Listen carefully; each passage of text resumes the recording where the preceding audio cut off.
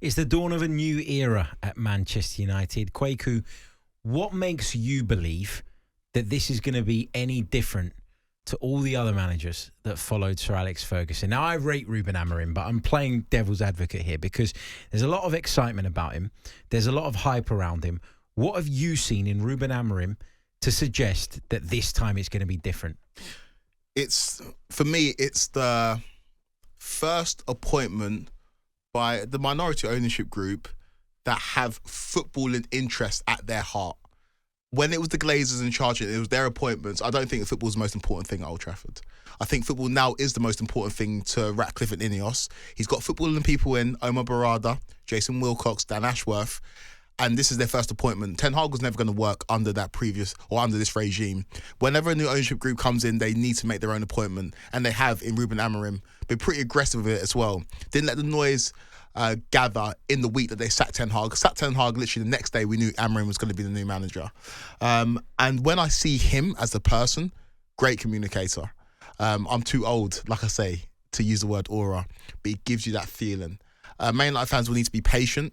It will be a completely different looking Man United team in terms of the way they play football, three at the back, but that doesn't mean you can't be progressive. We'll have to see how he utilises some of these players that looked like they were shot under Ten Hag. But when I hear him speak, when I hear him communicate, when I see his interaction with the players, when I watched his Sporting Lisbon team in the Champions League, he looks like the man that can bring glory back to Manchester United. I take your point about Ineos. Like, this is their first managerial appointment, and it seems like they care more about football than the Glazers do. But then I always come back to the point of, well, why didn't this happen in the summer? Like, we all knew that Erik ten Hag was not going to take Manchester United anywhere. He won the FA Cup, and that was almost a saving grace for him. It kept him in the job that little bit longer. But if we're talking about the difference between a manager staying or not is one game, one performance, then obviously he's in a bad place, generally speaking, and the team is in a bad place. Amorim was available in the summer. We know that he met with West Ham. We know that he met with other clubs, that he discussed his future with other clubs as well. So this thing where we're now sitting there praising Ineos for getting Ruben Amorim in, to me, it's 3-4 months too late.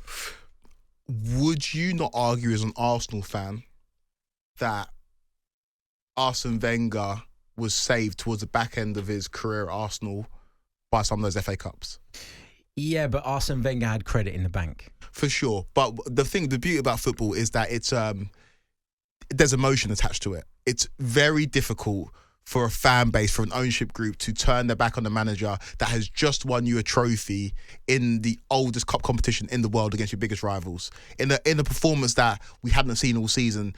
The first time all season that we'd seen a fully fit Manchester United squad. I disagreed with the decision. I think they should have got rid of him. Thank you for your service, but it's time to move on. They did that with Van Gaal. So there has been, it wasn't this ownership group, but there has been previous when it comes to doing that. But it's very difficult to do that after winning an FA Cup. And you look at his record at Man United, and you sit back and think to yourself, if you're Ineos, okay, so in his first season, they finished third, won a trophy, got to the final with another trophy. In his second season, fair enough, disastrous league campaign, but won the FA Cup. Why not give him a bit more time? I agree, it's a black mark against Ineos. You need to take emotion out of it when you're running a football club. But I can understand part of the reason as to why they kept him. Lots been said about Amorim's style of play, formation. You touched on it as well, right at the top of this section. Let's have a listen to what he himself has had to say about his style of play and how he plans to transfer it from Sporting to United. As a coach, you have to choose one way or another. I choose always 100% our way. I prefer to risk a little bit, but to push in the first moment. If they feel that since first day I believe so much in our way of playing, they will believe too. So there is no second doubts, no second way. It's one way, and we are going to do it. We will adapt some players because we don't have the right profile. This team was built for a different system, but like I told you guys already, it's the same thing playing with 5 or 4. The principles are the same. The positioning is a little bit different. But maybe on Sunday you will see the list of players, the starting 11. You don't feel a lot of change, but you will feel it in the game during the positioning, in the way they receive the ball or to cover the ball. You will see some changes. Now, that's what United fans want to hear. A manager coming in with a clear style, because one of the big criticisms that was thrown at Erik ten Hag was that nobody could figure out what the style was. Nobody could figure out what don't say that, Matt. Some Man United fans don't like it. Well, they need to wake up because they're just being tribal. Because the truth is there was no style of play, and the truth is that you'd watch them from week to week and you just couldn't figure out what on earth they were being sent out to do. Is Amorim, though, playing a bit of a dangerous game here? And the reason I say this is not because I want to kick him or any. I think he's a really good coach. But we've seen so many coaches in Premier League history turn up from the continent with a very clear philosophy and style, come here, try to implement it, be a bit stubborn in terms of, refusing to veer away from it when maybe things aren't always going their way, and get eaten up by this league. So even though Amorim's talking a good game, this is our way, it's our one way we're going to play, that's what we're going to do. Do you think that he'll learn quite quickly that he'll need to compromise his style a little bit to get through this period before he builds his team? Yeah, that's natural though. That's just literally just adapting to your situation. But what he was saying is that I am going to adhere to my philosophy, and I'm not going to move off of it because of negative results. And that's what you need to do as a manager. You need to do what brought you to the dance. And the reason why Ruben Amorim has been so successful at Sporting Lisbon is because he stuck to what brought him to the dance. He is a manager that's got a clear identity, a clear philosophy, and some may argue that's why he didn't get the Liverpool job, because what he wanted to do as manager did not suit the personnel that Liverpool had at Anfield. I think that should be music to Manchester United fans' ears. If you look at the history of football since Pep Guardiola has been a manager, there's only been 3 managers that have taken titles off of him.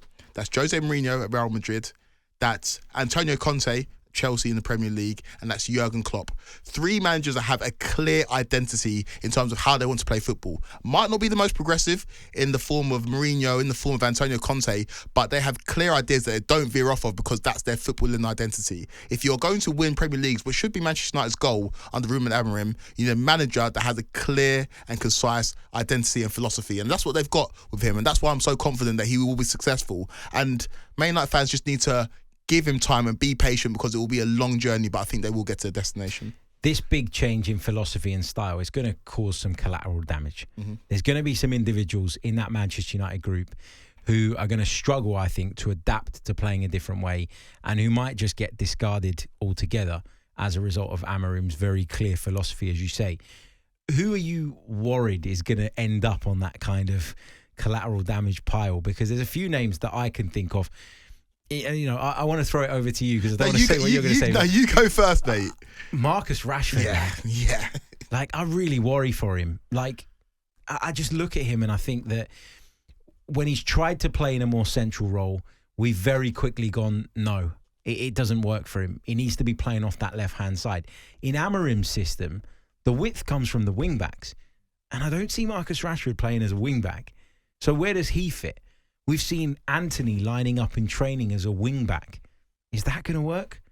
Where's Bruno Fernandes going to fit in? There's a few players I'm a little bit concerned for, I've got to say. Yeah, Marcus Rashford, I think, is the main concern. And ignore the nonsense, the discourse that was going on about him flying out to New York to watch a basketball game, because that's just something completely different. I don't think that's worth even talking about.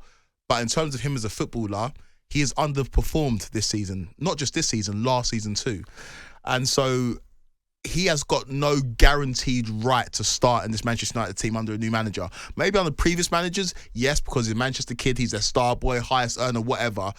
If you listen to how Amorim's talking, it's a clean slate. If you don't fit what I want to do, eventually you will not be here. And so there's going to take some adaptation from Marcus Rashford to really fit into this team, because like you say, with those narrow forwards and the clear number 9 as a striker, I don't think Rashford fits into any of those positions. And so I'm worried for his future. He's like I say, one of the highest earners. Will be hard to shift him, a Manchester boy. But I don't know how he fits in. Bruno Fernandes, it's going to be tough to not fit him in. He's just signed a new contract. He's Portuguese. Exporting as well. I know that he wasn't there when Amorim was there, but it all kind of points towards Bruno Fernandes and club captain. He will play a significant role. But how I view Bruno Fernandes is almost how I view Aubameyang. How Arteta used Aubameyang. Arteta rode that horse to an FA Cup. And then he said, you know what? Despite the fact you signed a new contract, you're not really the guy for me. I think that Amorim may have to come to that conclusion with Bruno Fernandes, but in the meantime, he can help him win trophies this season, which I think should be the goal for Manchester United. Controversial opinion. I think that even though it's not his position, it's not his natural position, and I think that we've seen him in the past not be brilliant at it, Marcus Rashford could be more of a threat at centre forward than Rasmus Højlund or Joshua Zirkzee. I really do believe that. Really? I really do believe How come? that. Well, Zirkzee doesn't score goals. And this hype around him when Manchester United signed him, I couldn't understand it. He's not a goal scorer, never has been. Bologna, you watch Italian football. What was he like? What was his best attributes? Connector. He was a connector. Okay. He'd bring other people into the game. He was brilliant at that. But there wasn't enough goals. And then you look at Rasmus Højlund, who Manchester United paid way over the odds for. Again, another player I'd seen a lot of in the Serie A. Yes, looked a promising talent, but there was this idea that he was going to come in and be the next Erling Haaland, and that was never going to happen. Neither of those two, not Højlund, not Zirkzee, are ready to lead the line for Manchester United, in my opinion.